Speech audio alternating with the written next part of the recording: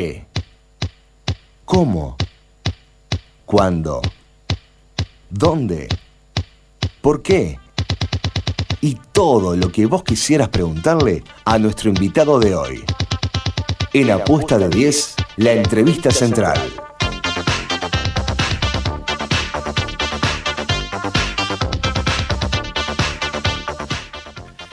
Bueno, ante todo, muchísimas gracias, Almagro, secretario general de la OEA.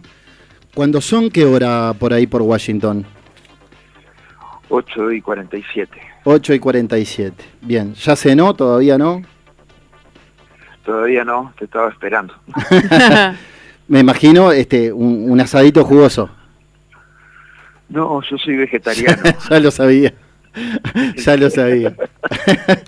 Debe haber sido bravo ser canciller de la República, en un partido, en un país ganadero y amante de la carne, y haber sido un embajador, si se quiere, del país a nivel internacional, siendo vegetariano, ¿no? Y siempre aumentaron las exportaciones de carne cuando en las dos gestiones, así que mal no le fue. En cuanto al éxito de gestión, no se me puede criticar al respecto. Está muy bien. Almagro, bueno, necesitamos preguntarle por el momento, por el tema del día. Se anunciaba para hoy la llegada de Juan Guaidó a territorio venezolano. Había amenazas de Nicolás Maduro de detenerlo y encarcelarlo. Esto aparentemente, bueno, no pasó. Guaidó incluso llamó a una manifestación. ¿Cómo analiza hoy el secretario general de la OEA la situación en Venezuela y qué postura estima que tomará la OEA si Maduro no cede y termina deteniendo a Guaidó? Miren, en primer lugar, el día de hoy fue positivo porque el proceso de transición democrática iniciado por el presidente encargado Juan Guaidó tuvo un buen día, en el cual se reafirmó y el día salió adelante con una buena situación, que fue el regreso de Guaidó, en la posibilidad de Guaidó de seguir en su proceso interno de consolidar fuerzas, delante de las soluciones que el país necesita para redemocratizarse, para alcanzar los resultados de restablecer las más plenas garantías, el Estado de Derecho y el respeto a la Constitución, que son fundamentales hoy en Venezuela. Entonces, el día fue positivo en ese sentido. Hacia adelante, definitivamente, estamos en presencia de un Estado que tiene no solamente variables dictatoriales muy afirmadas, o sea, una dictadura, un gobierno ilegítimo, así ha sido declarado en resolución de la Organización de Estados Americanos, sino que también tiene muchos componentes de crimen organizado que definitivamente afectan el marco de funcionamiento del mismo, y por lo tanto usted ve que al que han querido meter preso hasta ahora lo han metido preso, al que lo han querido torturar lo han torturado, y que no hay manera de hacer valer las garantías de nadie. Entonces, nosotros esperamos que definitivamente eso no ocurra y que el presidente encargado Juan Guaidó pueda seguir con su proceso de transición democrática, ir afirmando poder interno dentro de Venezuela, que es lo que los venezolanos están esperando. Almagro, Elsa Lebrero por acá le habla. Muchas gracias por estar con nosotros esta noche. Escuchándolo, me preguntaba, esta pregunta que quería hacérsela ya hace tiempo a usted.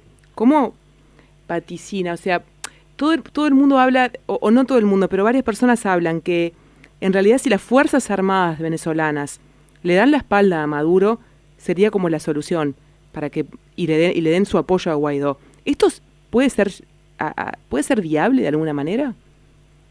¿Que ocurra?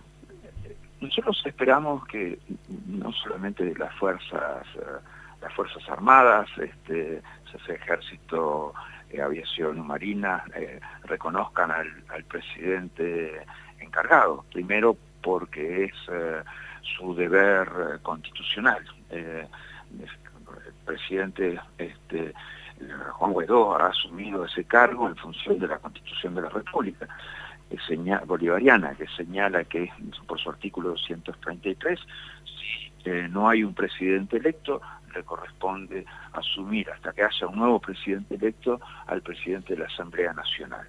Ese proceso se ha dado conforme a la Constitución y bueno, queda que todas las instituciones del Estado vayan sumándose al reconocimiento del presidente encargado. Eso es definitivamente una solución, pero también lo tienen que hacer todas las demás fuerzas del orden y todas las instituciones del Estado. Ese es el proceso natural que esto debería seguir. Este es el camino más democrático que pueda haber y el camino más pacífico que podemos aspirar.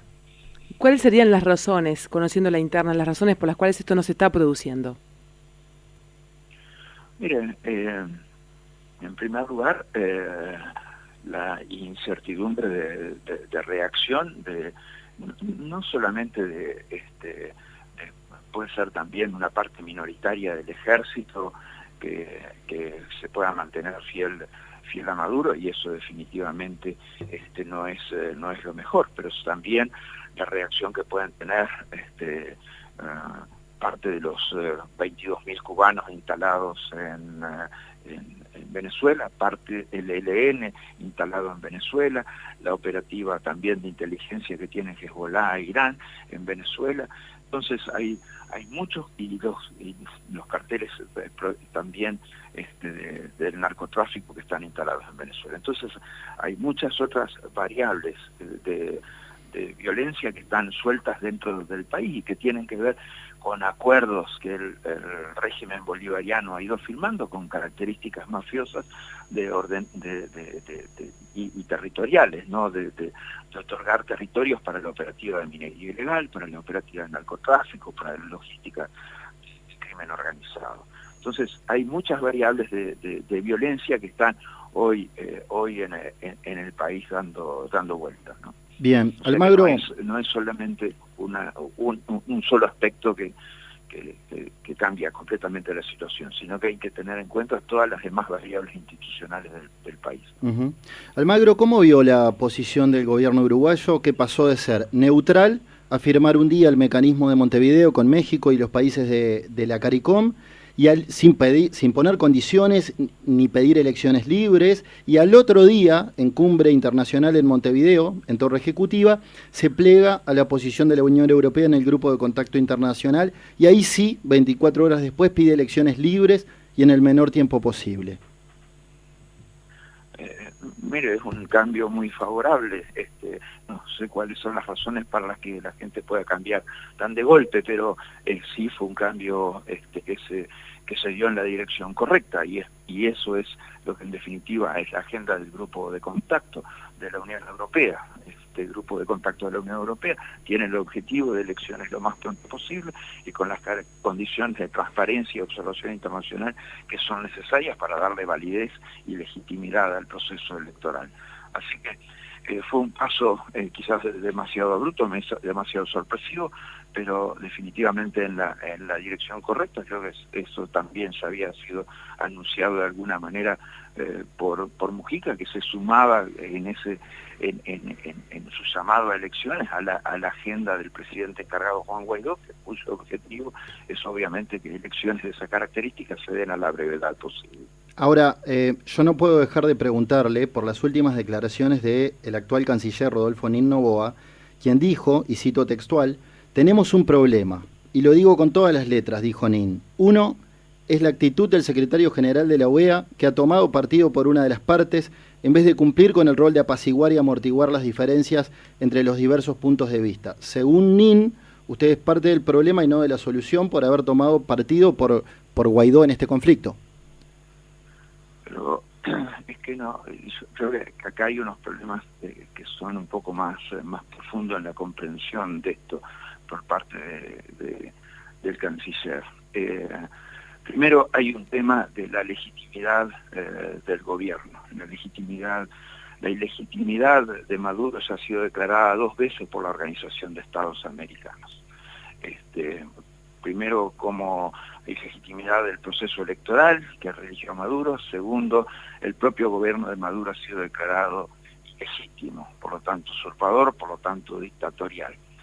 Eso definitivamente hace que la Organización de Estados Americanos, específicamente el secretario general, la Secretaría General como órgano permanente de la organización, no puede ser neutro respecto a una situación dictatorial, respecto a una dictadura en el continente.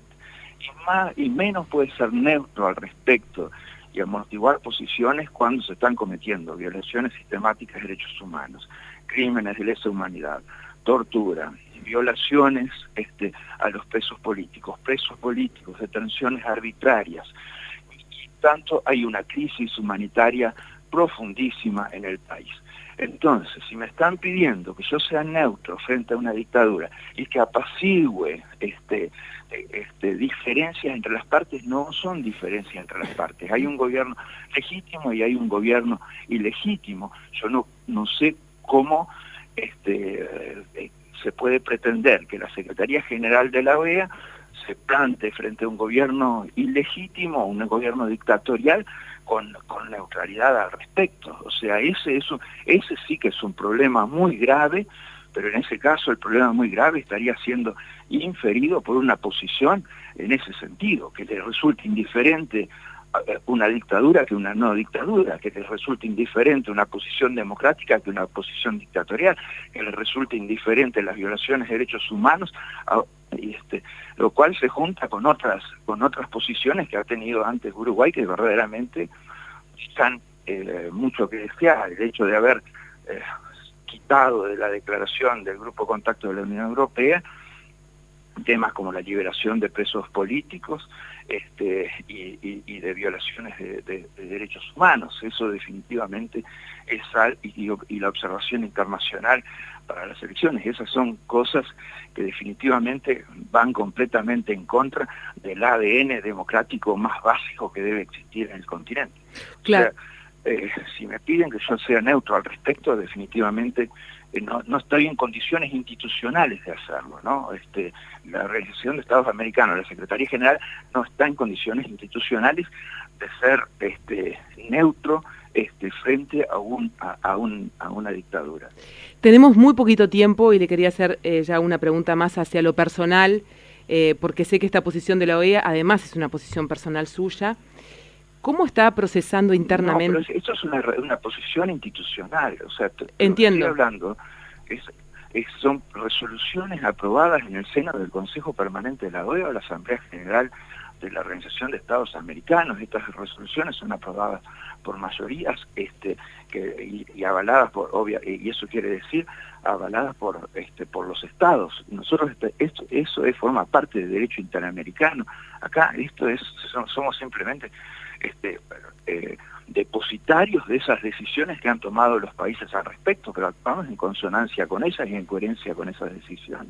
Almagro, le pido 2 minutos nada más, que tenemos que hacer un corte, pero de segundos. ¿Se mantiene en línea? Son 2 minutos el corte. Si se mantiene en línea, continuamos la entrevista exactamente en 2 minutos. ¿Puede ser? De acuerdo.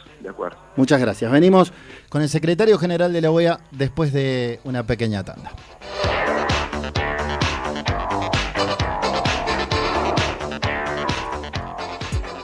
Igual que en la vida, cumplir años no te hace mejor. Lo que te hace mejor es haber llegado a ellos viviendo con intensidad, jugándote por tus proyectos, brindándote enteramente. Son pocos y muchos años, pero son los años de tu sabiduría. Sociedad Médica Universal. Nos ponemos siempre en tu lugar. Cobertura total de asistencia médica.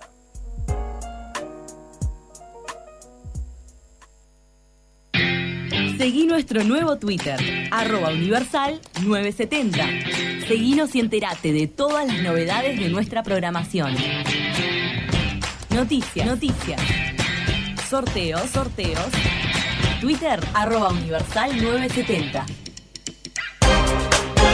Plagas UI, especialista en todo tipo de plagas con más de 18 años de experiencia. Tecnología de avanzada, única en el país para la detección y control de todo tipo de plagas. Solicite presupuestos sin cargo llamando al 094 26 30 30. Consulte por nuestros tratamientos ecológicos. www.plagas.uy. Plagas UI, control total.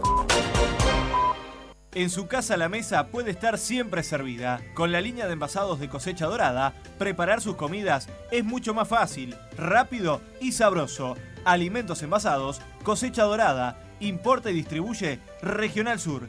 Damaso Antonio Larrañaga, 3624-2506-1149, regionalsur.com.uy.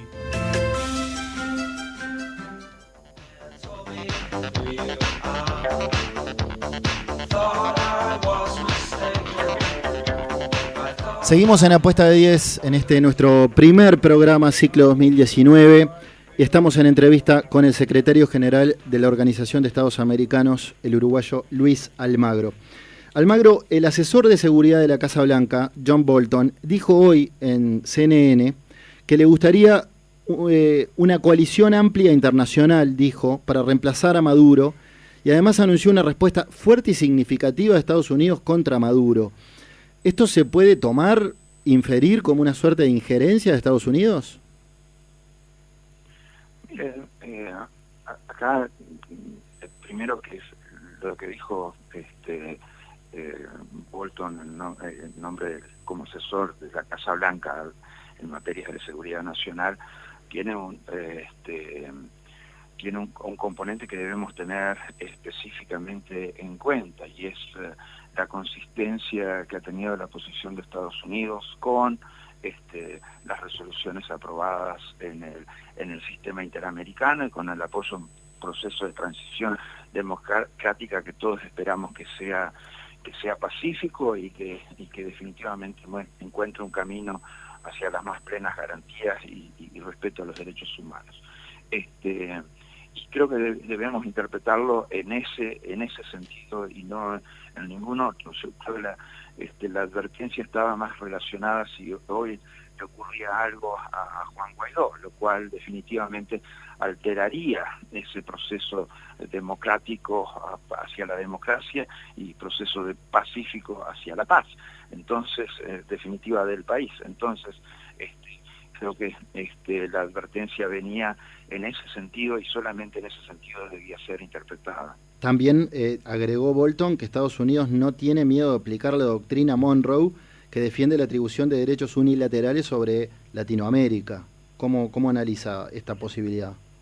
Mire, la doctrina Monroe es un concepto perimido, o sea, en el marco del sistema interamericano no existe ninguna razón de aplicación de la doctrina Monroe. Lo que se puede hablar en el sistema interamericano es la aplicación de las convenciones americanas de derechos humanos y la Carta Democrática Interamericana, la Carta de la Organización de Estados Americanos. Ese es el derecho aplicable. La doctrina Monroe no es derecho, o sea, eso es más bien una doctrina de seguridad nacional de un par de siglos atrás, o sea, del siglo XIX, ¿no? Y por lo tanto no es invocable en este sentido. Uh-huh. Almagro, lo traigo a nuestro país, lo traigo a su vínculo o a su ex vínculo con el Frente Amplio. Yo sé que ha hablado innumerables veces sobre esa situación, pero a mí me gustaría más ir hacia la persona, hacia el ser humano. ¿Cómo está procesando Luis Almagro, en un año electoral además en Uruguay, cómo está procesando todo lo sucedido con el Frente Amplio a causa justamente de todos estos temas que veníamos hablando y de las posturas que usted ha adoptado? Pero con mucha tranquilidad, porque esto es crónica de un divorcio largamente anunciado. Nosotros, el Frente Amplio y yo verdaderamente tomamos caminos diferentes en temas de principios, y de esos principios que definitivamente hacen una diferencia en la vida de la gente, porque los principios no son entelequias abstractas de las que uno habla en una dimensión desconocida. Y si le preguntamos a los venezolanos hoy si tener democracia o no tener democracia hace una diferencia en sus vidas, le podemos pedir a los 4 millones de exiliados forzosos que ha tenido el país en función de esta crisis que nos responda. Si le preguntamos a los presos políticos y a los torturados que tiene Venezuela si los principios hacen una diferencia en su vida, nos van a ser también muy claros al respecto. O sea que era imposible seguir juntos por el mismo camino cuando las diferencias son en cosas tan graves, tan profundas, tan fuertes. Así que lo hemos tomado con mucha naturalidad, o sea, lo dijimos, o sea, incluso antes de cualquier pronunciamiento, o sea, las diferencias ya en ese momento eran completamente insalvables, y por lo tanto era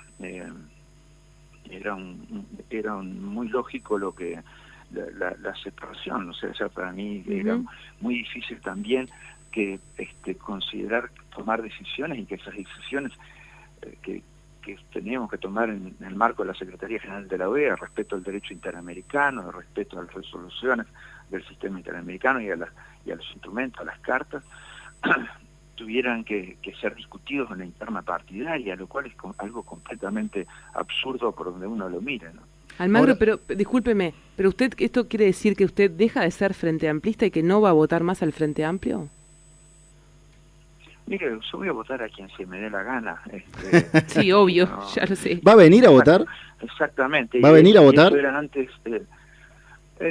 Mire, probablemente sí, cumpla con mi deber cívico. Espero que la agenda lo permita, sí, pero la idea es poder ir a votar. Y es muy bueno para mí no tener que rendir cuentas a nadie que estoy votando o que no estoy votando, porque definitivamente de eso se trata la democracia, que uno elija a conciencia. Pero ¿dejó de ser Frente Amplista? Mire, o sea, yo tengo, lo que decía hoy, tengo diferencias en cosas que yo creía completamente superadas por la izquierda uruguaya, o sea, que la izquierda uruguaya todavía tuviera tentaciones totalitarias. Para mí era algo que no existía, o sea, que la izquierda uruguaya tuviera que tratar de justificar la dictadura cubana o una dictadura bolivariana emergente. Eso no tiene ningún sentido. Entonces, en ese sentido debo ser también una persona muy lejos de eso, y si el Frente Amplio está ahí, definitivamente yo no estoy ahí. Yo lo entiendo perfectamente, y hasta me animo a decir que comparto sus comentarios, sus reflexiones, pero yo usted le dijo a Clarín, al diario argentino Clarín, que la posición del Frente respecto a Venezuela y Cuba es diametralmente opuesta al sistema de principios y valores de democracia y derechos humanos que usted defiende, que en otras palabras es algo muy similar a lo que acaba de decir. Pero hay quienes le endilgan que cuando usted era canciller en el gobierno de Mujica no fue tan crítico con la situación en Venezuela y Cuba. Pero ahí se están equivocando y tendrían que haber leído un poco más la entrevista que di a Clarín y la entrevista que di a Lería, ¿no? Problemas con Venezuela empezaron mucho antes, en el medio de mi gestión de canciller, en el 2012, cuando el ingreso de Venezuela al Mercosur, en el cual me opuse que eso ocurriera con Paraguay suspendido.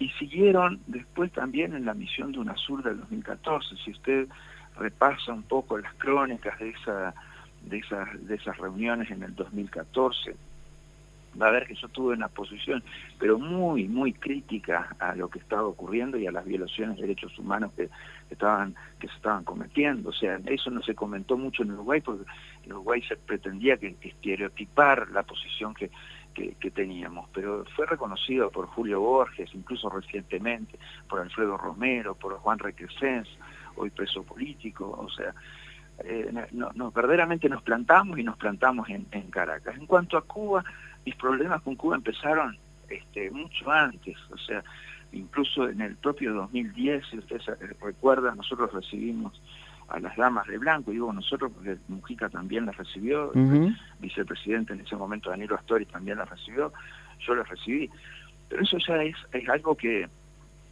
incluso muy anterior. Si usted repasa, o sea, hoy que nadie habla de eso y nadie va a hablar de eso, pero la relación del MLN con la dictadura cubana siempre fue muy tensa, tanto que la dictadura cubana dividió al MLN en la cárcel con los extremistas.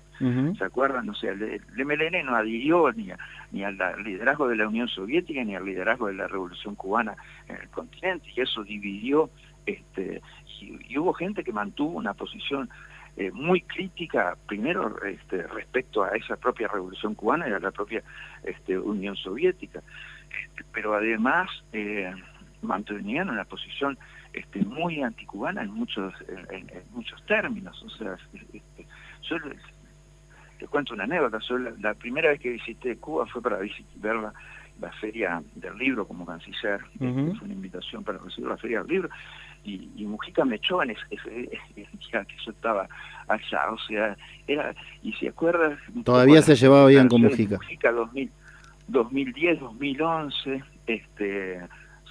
siempre me llevé bien con Mujica. 2010, 2011, Mujica decía cosas muy duras, como que la Revolución Cubana era la distribución de la miseria. O sea, capaz que eso ha quedado un poco en el olvido en estos tiempos, pero, o sea, el MLN tenía una fuerte tendencia también de que la izquierda tenía que ser democrática. No sé en qué parte se olvidó eso, ¿no? Y definitivamente en qué parte se olvidó el MVP de esa historia. Bien, le cambio de tema. ¿Cómo ve la situación en Nicaragua? Porque hoy se anunció que se reabriría el diálogo nacional, pero hay una desconfianza internacional, de la comunidad internacional, respecto a lo que puede hacer Daniel Ortega, que continúa, y ya un diálogo anterior, de mayo del año pasado, terminó de forma abrupta y con una catarata de hechos violentos. ¿Qué espera que suceda en Nicaragua? Mire, esperemos que esta vez se aproveche la oportunidad del diálogo y que encontremos en Nicaragua una solución a la crisis que está viviendo el país. Es muy importante para todos, pero para eso es una oportunidad que no debe ser desperdiciada. Es una oportunidad que tiene que estar acompañada de una agenda muy clara: de liberación de todos los presos políticos, de justicia, de reinstitucionalización del país, y de reforma electoral que permita un proceso electoral limpio y transparente. Esa tiene que ser la agenda. Esos son los principios que nos marca el sistema interamericano. Esperemos poder recorrer ese camino y apoyar en la medida que sea, por dentro o por fuera de ese proceso. Nosotros esperamos que el mismo dé la respuesta que necesita la población nicaragüense, que permita retornar a los exiliados, que permita desproscribir a los líderes políticos y campesinos. Queda mucho por hacer para llegar a ese punto. Muy bien. Secretario General de la OEA, Luis Almagro, muchísimas gracias por la deferencia de concedernos la primera entrevista en Apuesta de 10. Encantado, Bianchi, encantado de haber conversado con ustedes. Muchas gracias por esta entrevista. Por favor, muy amable, gracias. Que pase muy bien. Señores, momento de hacer una nueva pausa aquí en Apuesta de 10. 21 grados la temperatura a esta hora en la capital, son las 23 horas y 15 minutos.